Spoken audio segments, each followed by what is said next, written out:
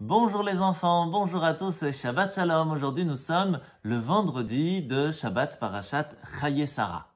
Aujourd'hui, alors que nous avons déjà parlé beaucoup de la paracha où Avraham va en fin de compte réussir à marier son fils Yitzhak avec Rivka, va lui aussi se remarier avec Ketura, qui était en fait Agar et qui avait changé d'attitude, était devenue une femme très bien.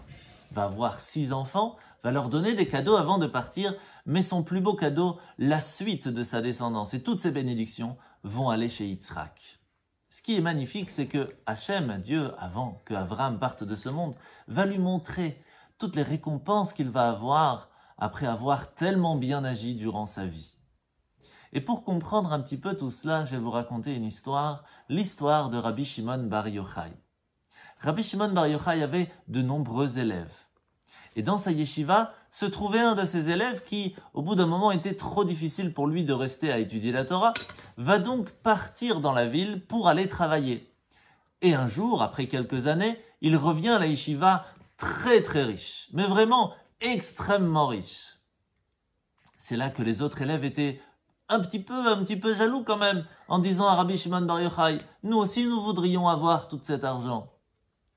Alors Rabbi Shimon Bar Yochai va les amener à Méron, une colline en Israël, en disant à la colline, s'il te plaît, remplis-toi d'or.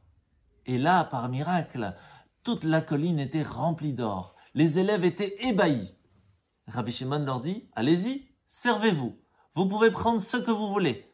Mais sachez que tout ce que vous prendrez maintenant sera enlevé du mérite et des récompenses de tout ce que vous aurez fait, étudié et accompli comme bonnes actions dans ce monde.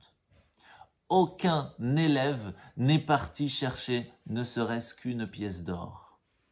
Il faut savoir, les enfants, que chaque fois que l'on fait une bonne action, nous allons recevoir des récompenses ici, dans notre monde, mais surtout plus tard. Ne vous inquiétez pas, il y a des mitzvot que l'on peut profiter et ici et en haut. Lesquels, par exemple? Eh bien, écouter ses parents, les rendre fiers de nous, bien écouter et faire tout ce qu'ils nous demandent, c'est vraiment une des mitzvot les plus importantes. Shabbat Shalom.